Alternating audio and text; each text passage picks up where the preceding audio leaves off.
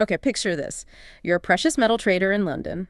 You wake up one morning, check the markets, and something's We're off. seriously off. Yeah. A massive, reliable flow of gold, the kind you've banked on for decades, it's just disappeared. Vanished. And we're not talking a small amount. This is what, $5 billion worth? Exactly. $5 billion in gold gone from the London market. And the kicker, it's not because of some war or market crash. No, it's because one African nation, a place maybe not always on the front page, Burkina Faso. Decided to keep its own treasure. Right at home. It's quite the story. It really is. And that's our mission for this deep dive, to unpack exactly how Burkina Faso pulled this off, how they disrupted the global gold system. And rewrote the rules on economic independence, really. It's a shortcut, maybe, to understanding this huge shift towards self-reliance we're seeing. Well, for so long, Burkina Faso was seen through this very specific lens, right? Yeah. Poverty, dependency. Absolutely. And what's so fascinating here is how that whole perception has just been flipped on its head, completely rewritten. Yeah. And like you said, it's not just about gold bars. It's deeper. It's about national pride, economic sovereignty. So let's set the scene. Before this vanishing act with the gold, what was life actually like there? It's crucial context. Yeah, what was the reality in Burkina Faso? Our sources, they paint a pretty stark picture back in 2022. One of the poorest countries globally. The numbers are quite something. GDP per capita was just, what, $790 a year? $790. And get this, over 27% of the population was living on less than $2.15 a day. Less than $2.15. Wow. Yeah. And here's the paradox, the really stark contradiction. Despite that poverty, Burkina Faso was Africa's fifth largest gold producer. They were pulling out 60 tons of gold every year. 60 tons, worth Yeah. $5 billion. $5 billion. Now compare that to their total GDP, only $18 billion. Wait, nearly a third of their entire economic value? Nearly 30%. It was just flowing out, straight into the pockets of foreign corporations. Leaving the actual people of Burkina Faso with... Well, the source puts it bluntly, mere crumbs. Crumbs from their own national treasure. It's almost hard to believe when you lay it out like that. And for decades, you had all these development experts Oh yeah, the conventional wisdom. insisting that things like international aid, foreign investment, that was the only way out, the only path. Right, that was the dogma. But our source says flat out they were dead wrong. Dead wrong. And it's fascinating how wrong they apparently were. How did that happen? How did that thinking become so entrenched? Well, I think that established model just wasn't questioned enough, perhaps. And it benefited certain interests, let's be honest. True. But yeah, the source is very clear. They were dead wrong. And it's right into that context that Ibrahim Traoré arrives. Yeah, let's talk about him. Ibrahim Traoré. He's definitely not your typical leader. Not at all. Just 36 years old when he took power, became the world's youngest president. Which is a stark contrast when you think the average age for African leaders is, what, 63? Exactly. And his background, he wasn't from some elite dynasty. Son of farmers. Humble background, grew up seeing the inequalities firsthand. Witnessing social injustice, yeah. And that background, I think, it really shapes his core message when he took power after that coup in September 2022. What was that message? It was disarmingly simple, but also incredibly bold. He basically said, we cannot let foreigners exploit our resources while our people starve. Wow. Just laying it out there. Pretty much. A clear signal that things were about to change fundamentally. And importantly, it wasn't just words, right? He didn't just say that and hope for the best. No, not at all. He actually unveiled a very concrete, very audacious plan. It had 3 phases. Okay, let's break that down. Phase 1. Build the nation's first ever gold refinery. The idea was to process their own gold, right there, domestically. Stop just shipping out raw stuff. Makes sense. Keep the value added at home. Phase 2. A temporary halt on export licenses for what they call artisanal gold, the small-scale mining. Why temporary? What was the goal there? To crack down on smuggling, mainly, and tax evasion. Lots of gold was leaving undocumented, untaxed. Got it. Plugging the leaks. And then phase 3. This was the big one. Nationalize the entire gold mining industry. The whole thing. The whole thing. Bring it under direct state control. They set up a new state company, SOPAMB, specifically for this. SOPAMB. Okay. Wow, that's incredibly ambitious. Hugely ambitious, especially for a young leader in a country facing those kinds of economic challenges. You'd expect massive pushback, skepticism. Oh, I'm sure there was. But the philosophy underpinning it all was key. Our source really hammers this home. What was that philosophy? It was. It would all be done by the people of Burkina Faso with the resources of Burkina Faso. Full stop. So completely self-reliant. Exactly. No aid, no debt, no dependency.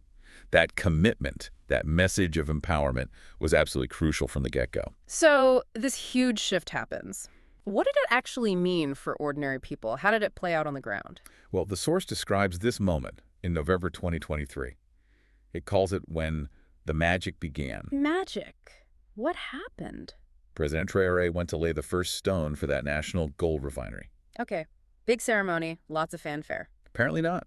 No big speeches over loudspeakers, no forced propaganda, just Traoré with a simple message. What did she say? Something like, "We will no longer refine our gold abroad. We'll do it here, at home, and we will finally know the true value of the gold from our mines." Simple but powerful. Incredibly powerful, and the reaction, immediate, in the capital, Ouagadougou. Thousands of people just showed up, voluntarily. To do what? To build, to actually lay bricks, help construct the infrastructure for the refinery. Workers, farmers, university students, side by side. Wow. That's genuine buy-in, not something you can force. Exactly. It's as living proof, really, of what national unity, driven by a shared vision, can achieve. Something aid money often couldn't buy. A unified people becoming this force. An unstoppable force, yeah. And this refinery, it wasn't just symbolic. The projections were real. Jobs. Yeah, 100 direct jobs, sure, but over 5,000 indirect ones. Spin-offs, supply chains. It's significant. And we have this quote from a miner, Musa Wadrayo. He's 28. What did he say? He said, "Before I was just a manual laborer paid $2 a day. Now I'm a machine operator technician earning $200 a month." Huge difference. Massive. But then he adds, "More importantly, I'm working for my country, not some foreign company." That hits hard. That sense of ownership, of purpose. Exactly. And beyond the refinery, the government tackled the small-scale mining, too, in places like the Sahel. Oh, you mentioned stopping exports, but what else? They set up official buying centers. So instead of miners having to sell to private traders, often at rip-off prices, they can sell directly to the state, get a fair price.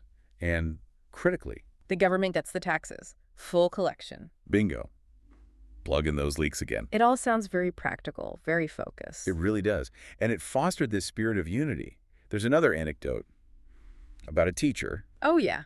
Fatimata Sawadogo, primary school teacher in a rural area. She and her colleagues started organizing literacy classes for the miners. Literacy classes, why? Her quote is amazing. She said, "I do this for my children so that one day they will be proud of their country. They will see that their parents did not sell their future." Wow. That's deep. It's Yeah. about legacy. It really shows the collective buy-in, doesn't it? That sense of shared purpose running through society. Definitely. But this gold revolution, as the source calls it, Right. wasn't just running on emotion, right? There had to be a practical side. Absolutely not. It was built on, well, science, organization, efficiency, meticulously planned. How so? Give me an example. Okay, logistics. They set up this really sophisticated system to coordinate mining across the country, divided regions into specialized zones. Zones, like what? So the Sahel region focused on the artisanal mining, the smaller scale stuff, and some initial processing. Okay. The center region was all about the big industrial mines, large-scale extraction. Got it. And the third?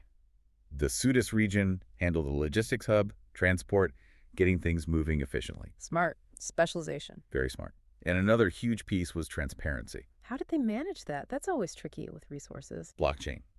They implemented blockchain technology to track every single ounce of gold, from the moment it came out of the ground to export. Every transaction, public. Recorded and public. It was a massive blow against potential corruption. And builds public trust, presumably. Hugely. People could see where the value was going. Plus, they built up their own quality control. Modern labs right there in Burkina Faso. So no more relying on foreign services for analysis. Exactly. They trained Burkina technicians to do high-precision analysis themselves, cutting dependency again. It's a recurring theme, building internal capacity. Absolutely central to the whole strategy. Yeah. And it worked. There's this example from the Bangu mine. Okay. They took a team of 200 local workers, trained them intensively for 6 months, taught them the whole mining process end to end. And the result? Productivity went up by 15% compared to when the foreign company was running it. 15% increase. That's impressive. Undercuts the idea they weren't qualified. Right. And listen to this quote from Abdul Kamper, a shift supervisor at another mine, Wagnion. Okay. He says, "The British company Endeavour Mining paid me $150 a month. and always said we weren't qualified enough. Familiar story. Now with SOPAM, I earn $300 a month and am trusted to manage an entire production shift. Double the pay plus responsibility. That's life-changing, but it's the next part that really resonates. Go on. He says, they didn't just teach us techniques, they help us understand that this is our gold, this is our country. Chills. That captures the psychological shift, doesn't it? Yeah. Ownership, dignity. It really does. And speaking of those mines, Bangu and Wagyan, there was a key date, August 27, 2024. Ah, yes. A very significant day. That's when the government officially bought those two mines. From the British company, Endeavour Mining. That's the one. They acquired them. For how much? Because resource buyouts can be messy. Get this. Just $80 million. $80 million for two major gold mines. Yep.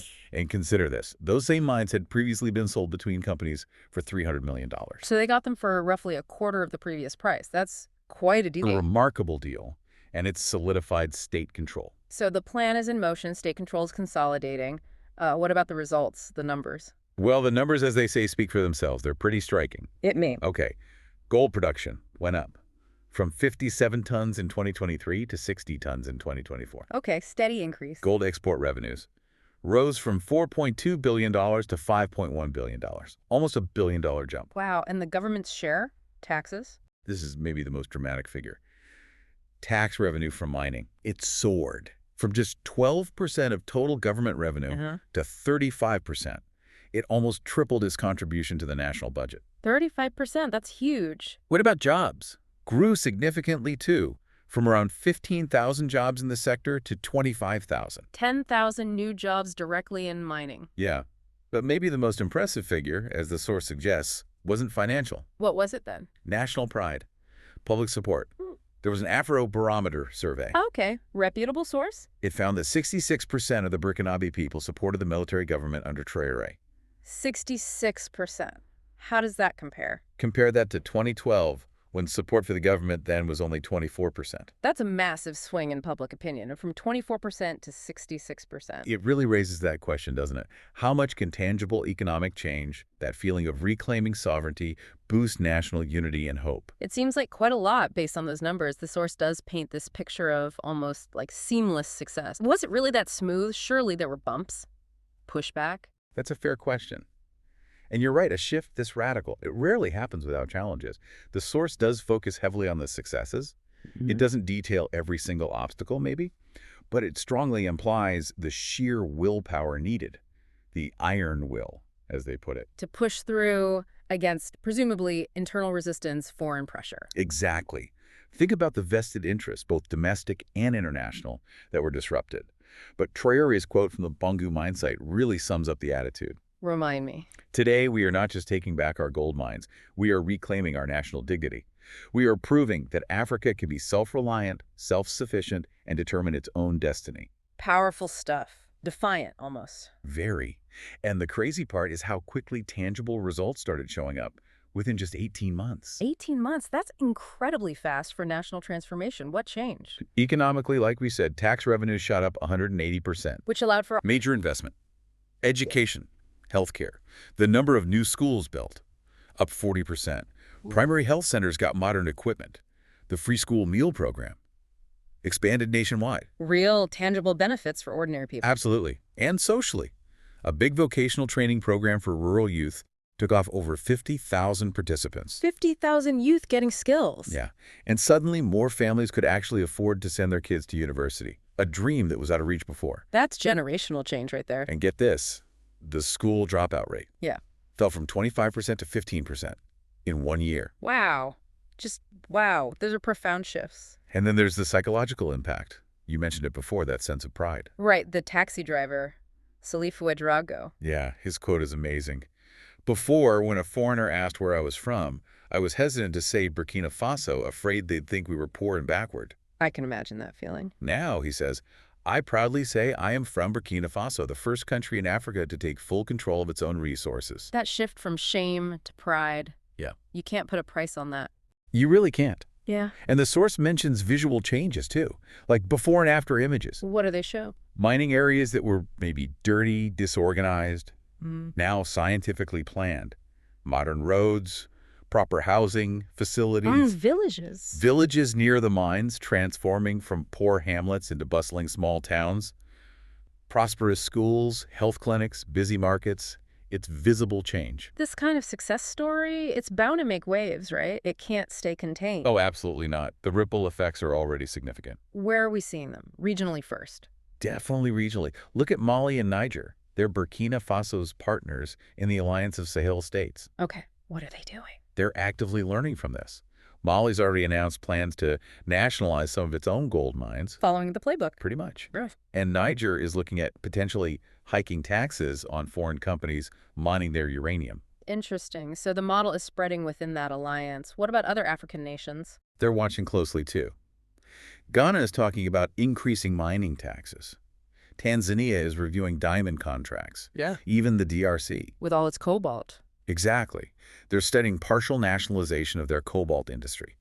Burkina Faso has provided a potential blueprint. Okay, so neighboring countries are interested. What about the big global players? International finance, Western media. How are they reacting?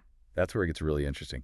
The big institutions, like the World Bank, the IMF, they seem, well, perplexed. Perplexed. How so? Their traditional models didn't account for this. The World Bank has warned about investment risks in Burkina Faso naturally, but they can't deny the results, including the fact that Burkina Faso paid off its entire external debt, $4.7 billion.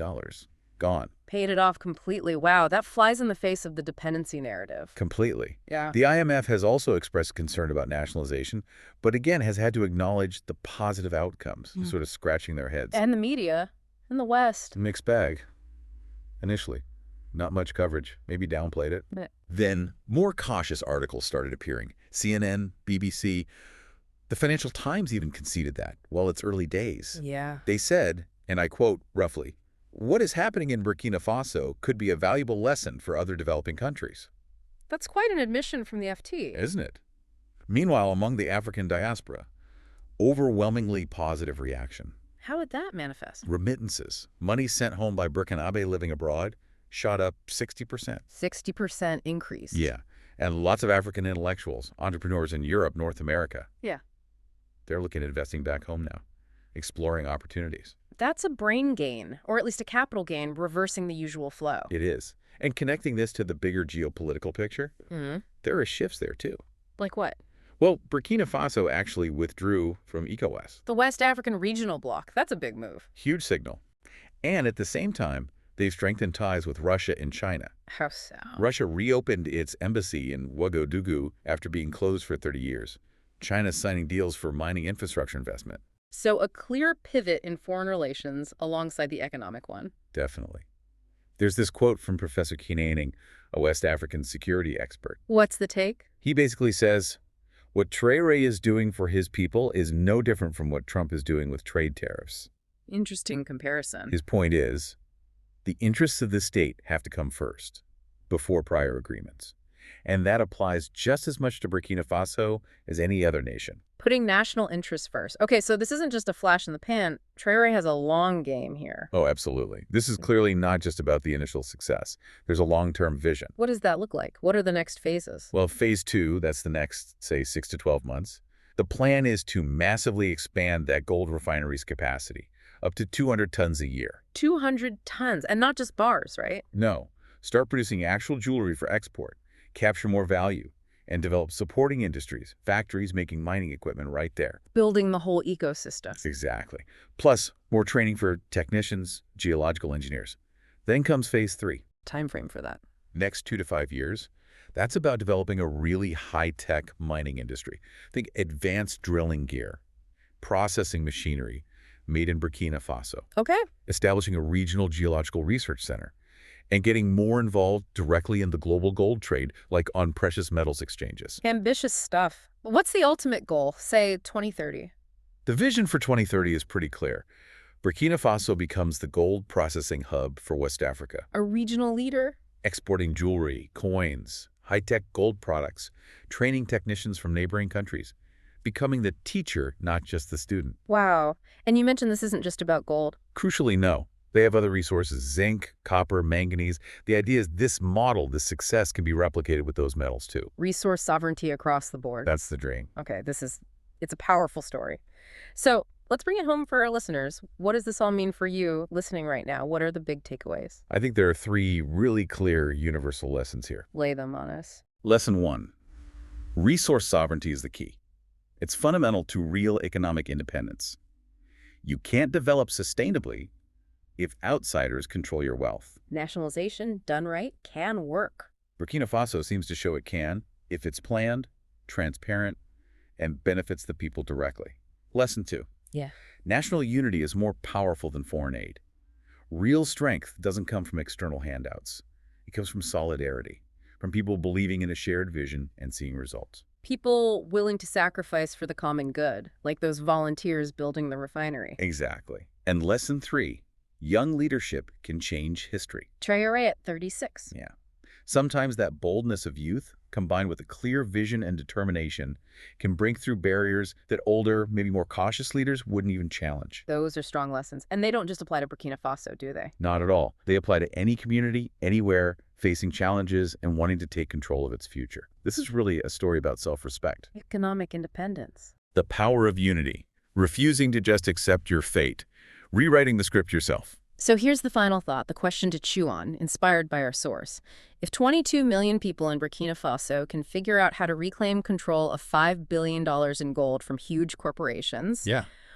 what potential is lying dormant in your own community? What resources, what talents are just waiting to be unlocked? That's the challenge, isn't it? And the lesson here is that change doesn't necessarily need a massive budget or some super advanced tech or permission from outsiders. What does it need then? It needs that iron will we talked about, a Sure. solid plan, and maybe, most importantly, real faith in your own abilities, your community's abilities. These are practical steps. What can someone listening actually do? Start by really understanding your community's assets. What are the true resources, human and material?